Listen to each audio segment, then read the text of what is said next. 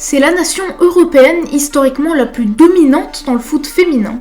2 fois championne du monde, 8 fois championne d'Europe, dont 6 titres consécutifs de 1995 à 2013, l'Allemagne a l'habitude de trôner au sommet de l'Europe. Mais leur règne a brutalement pris fin en 2017 au profit des Pays-Bas, et depuis, la Mannschaft fait face à un peu plus de difficultés, éliminée en quart de finale à la Coupe du Monde 2019 par la Suède et pas qualifiée pour les JO 2020. Alors aujourd'hui, avec un effectif renouvelé, l'Allemagne n'a qu'un seul but, retrouver sa couronne sur le trône de l'Europe. Et pour ça, il a bien fallu passer par les qualifs, qui se sont déroulés sans grande difficulté pour cette équipe. Elle termine première du groupe I, en remportant ses 8 matchs, avec 46 buts marqués et seulement 1 encaissé. Du côté de leur histoire, ça ne commence pas de la meilleure des manières, puisqu'elle n'arrive pas à se qualifier aux premières 2 éditions de l'Euro en 1984 et en 1987. Ensuite, c'est le début d'une dynastie, puisqu'elle gagne 8 fois sur les 10 éditions suivantes. Leur pire résultat dans cette période a été de finir en quart de finale en 2017, battu 2-1 par le Danemark, futur finaliste de la compétition. La seule autre édition sans titre pour l'Allemagne depuis 1987 se déroule en 1993, où elle termine 4e, éliminée en demi-finale par l'Italie au pénalty. Alors de qui est actuellement composée cette équipe ? On va commencer par l'entraîneur, Martina Voss-Tecklenburg. Au poste depuis 2019, l'ex-joueuse phare de l'équipe d'Allemagne a gagné la Champions League féminine en tant que coach avec le club allemand Duisburg en 2009. Elle a par la suite coaché l'équipe nationale suisse féminine de 2012 à 2018 avant d'être nommée à la tête de l'équipe d'Allemagne. Voss-Tecklenburg a récemment annoncé une présélection de 28 joueuses pour l'Euro qui s'annonce. Sur cette liste donc, il y a 4 gardiennes. D'abord Merle Froms, la portière de Francfort, devenue la numéro 1 courant 2021. Ensuite, Anne-Kathrin Berger, celle qui garde les buts de Chelsea. Almut Schlutt de Wolfsburg. Et enfin, la 4e, c'est Martina Tufekovic de Hoffenheim. Devant, au poste de défenseur central, c'est difficile à savoir quelle configuration choisira Martina Voss-Tecklenburg.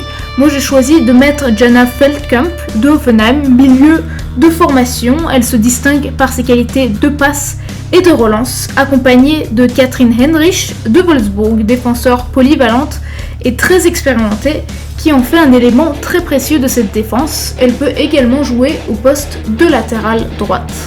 Sur cette liste, à ce poste, il y a aussi Marina Hegering, très solide physiquement. La joueuse du Bayern Munich a une excellente capacité de conservation de balles et se sert également de ses qualités techniques pour éliminer les attaquantes venues la presser. Notons aussi Sarah Dorsum, la joueuse de Francfort, polyvalente. Elle est capable de jouer également au poste de latéral droit. Elle apporte de l'expérience dans cette jeune défense. Enfin, la dernière possibilité à ce poste est Sophia Kleinerne, joueuse de Francfort de 22 ans. Au poste de latéral gauche, on va retrouver Felicitas Rauch, la joueuse de Wolfsburg. Elle est capable d'apporter énormément offensivement. Cette saison, elle a offert 3 buts et 8 assists pour son club. L'autre possibilité à ce poste, c'est l'ailière droite du Bayern, Maximilian Rall, qui compte cette saison 10 buts et 2 assists, mais qu'on retrouvera exclusivement en tant que latéral pour cette équipe d'Allemagne. Du côté droit, c'est Julia Gevin qui occupe cette position, même si elle est capable de jouer des deux côtés. La joueuse du Bayern Munich est à l'aise avec les 2 pieds et possède un ensemble de compétences offensives diverses, accompagnées d'une capacité de changement de rythme vraiment impressionnant. C'est sûrement au poste de milieu défensif qu'on va retrouver Lena Oberdorf, la joueuse de Wolfsburg, qui est extrêmement polyvalente. Elle peut jouer à tous les postes centraux, de défenseur central à numéro 10. Elle est capable de jouer dans de nombreux rôles différents et peut passer d'une position à l'autre au cours d'un match en fonction des besoins de l'équipe. En plus de sa flexibilité positionnelle, elle se distingue également par la qualité, la portée de ses passes, son intelligence tactique et sa vigilance défensive. Et c'est sa coéquipière de Wolfsburg, Lena Latvagne, qui occupera le rôle de doublure à ce poste. En plus de ses qualités techniques, vous la connaissez sûrement grâce à ce magnifique but qu'elle a marqué face à la Juventus au cours de la Champions League cette saison. Pour continuer ce trio de milieu de terrain titulaire, on va retrouver Nina Magoul, du Bayern Munich, la magicienne de cette équipe d'Allemagne. La balle semble coller à ses pieds, ses enchaînements fulgurants et ses passes précises dans un espace limité lui permettent de trouver facilement les pieds de ses coéquipières ou même directement le fond des filets. C'est également une excellente tireuse de coups francs comme on le voit avec ces images. En l'absence de Jennifer Marozan, le rôle de numéro 10 reviendra sûrement à Alexandra Popp, joueuse de Wolfsburg de 31 ans, actuellement 5e meilleure buteuse de l'histoire de l'équipe d'Allemagne. Elle est une légende du football allemand, extrêmement versatile. L'attaquante de Wolfsburg peut jouer à n'importe quelle position d'attaquante ou de milieu de terrain et s'est même déjà retrouvée en position de latéral gauche en 2014, lors de la finale de la Champions League. Alors voici pour les titulaires, mais derrière, il ne manque pas d'alternative au centre du terrain. On commence par parler de Sarah Debrit, la joueuse du PSG, future joueuse de l'OL, surnommée The German Queen, la reine allemande. Debrit se distingue par son dynamisme et son acharnement sur le terrain, ainsi que par la finesse de ses dribbles. Elle est également particulièrement connue pour ses buts absolument sensationnels. Ensuite, il y a Chantal Hagel, 23 ans, qui sort d'une superbe saison avec Hoffenheim pour qui elle a marqué 12 buts et offert 8 assists en 22 matchs. Un chiffre particulièrement impressionnant compte tenu de son poste de milieu de terrain. Une autre jeune prodige se trouve en Sydney Lohmann, 21 ans.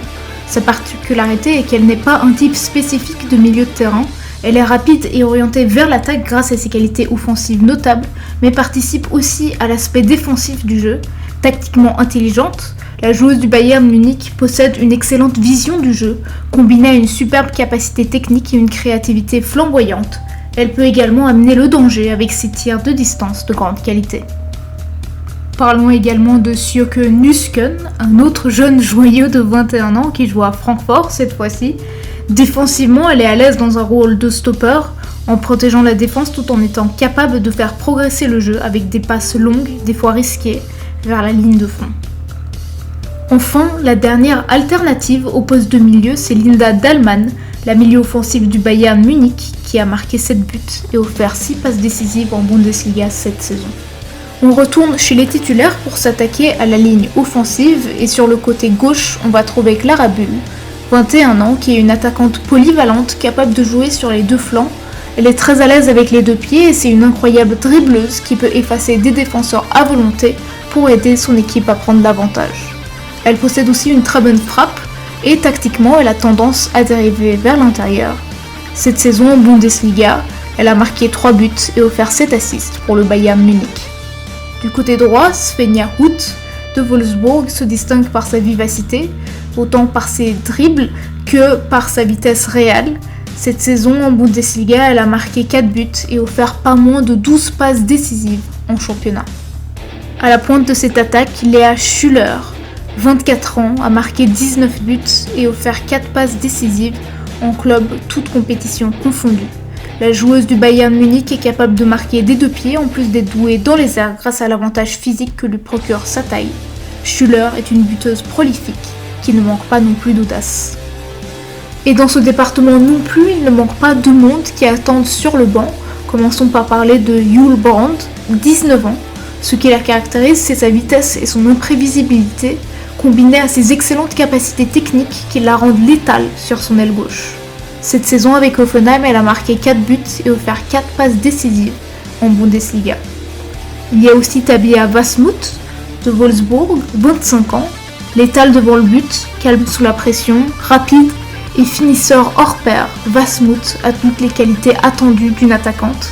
Cette saison, elle a marqué 13 buts accompagnés de 7 passes décisives en Bundesliga et 10 buts et 2 assists en 10 matchs en Champions League.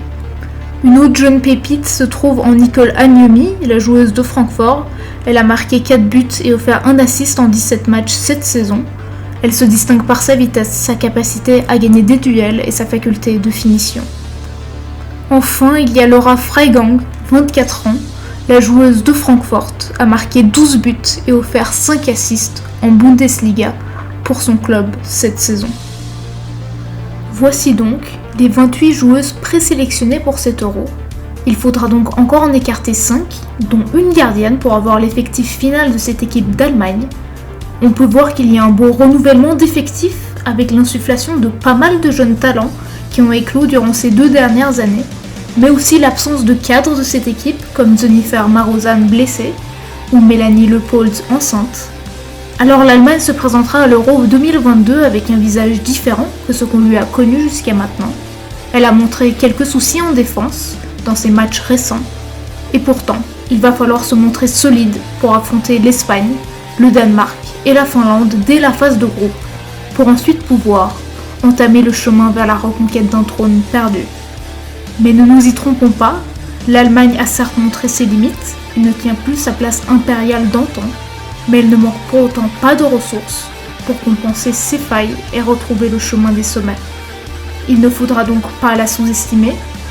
Après tout, on connaît tous la chanson, et à la fin, c'est l'Allemagne qui gagne.